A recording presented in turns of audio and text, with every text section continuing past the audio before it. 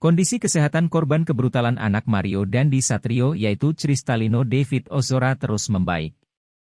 Usai dihajar anak mantan pejabat pajak itu, setidaknya putra pengurus YPI Ansor Jonathan Latumahina itu sepekan lamanya tak sadarkan diri alias koma.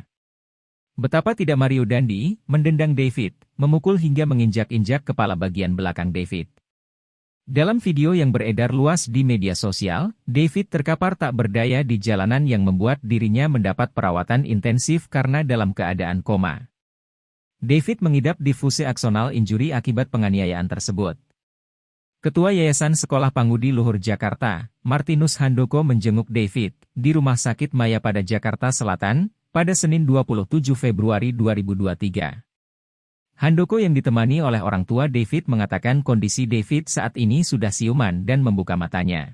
Tadi datang bertemu kakaknya Mas David, Pak Yonatan, dan diceritakan bahwa perkembangannya sangat baik. Saat ini Mas David sudah bisa membuka mata, sudah alat-alat pembantu sudah dihilangkan, sudah tidak ditemukan lagi, dan menurut Bapak Yonatan ini sungguh suatu mukjizat bahwa situasi yang awalnya sangat buruk lalu diperkirakan itu makan waktu panjang sekali untuk pemulihan, tetapi ini dalam waktu relatif sangat singkat itu Mas David sudah bisa membuka mata, sudah mulai kesadarannya dikatakan 2/3, jadi sekitar 2/3 kesadaran. Jadi dari pihak keluarga sangat berterima kasih kepada siapa saja yang turut mendoakan agar Mas David itu segera cepat pulih kesehatan. Dalam kesempatan itu juga, Handoko menyatakan mendukung proses hukum kasus penganiayaan yang menimpa David harus terus berjalan. Hal ini guna untuk membuat efek jera kepada tersangka.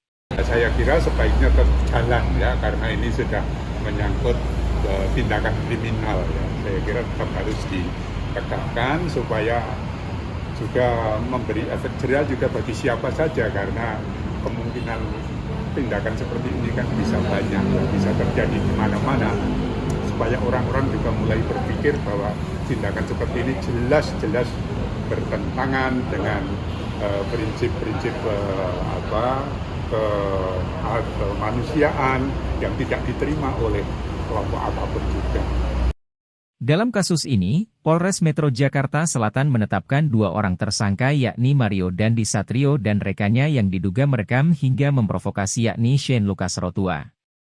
Mario dijerat dengan pasal 76C Yungto pasal 80 Undang-Undang RI Nomor 23 Tahun 2002 tentang Perlindungan Anak subsidiar pasal 351 ayat 2 tentang penganiayaan berat. Sedangkan Shane dijerat dengan pasal 76C Yungto pasal 80 UU Nomor 35 Tahun 2014 tentang perubahan UU Nomor 23 Tahun 2022 tentang Perlindungan Anak. Polisi telah resmi menahan kedua tersangka dan sempat ditampilkan Mario dan Shane yang mengenakan baju tahanan.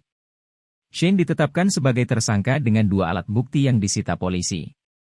Selain itu, Shane juga melakukan pembiaran terhadap kekerasan terhadap anak. Sementara itu pacar Mario Dandi yaitu Agnes yang juga berada di lokasi kejadian tidak ditetapkan sebagai tersangka. Sejumlah pihak pun menyayangkan hal itu karena diduga Agnes pun terlibat dalam rangkaian perencanaan penganiayaan tersebut. Ketua YPI Ansor DKI Jakarta Ainul Yakin Al-Hafidz meminta pihak kepolisian segera menetapkan Agnes sebagai tersangka dalam kasus penganiayaan David tersebut. Kami minta kepada pihak kepolisian, Polres Jaksel, untuk segera menangkap saudari A yang diduga dalam penganiayaan David, atau pelaku lainnya yang terlibat, ungkap Ainul.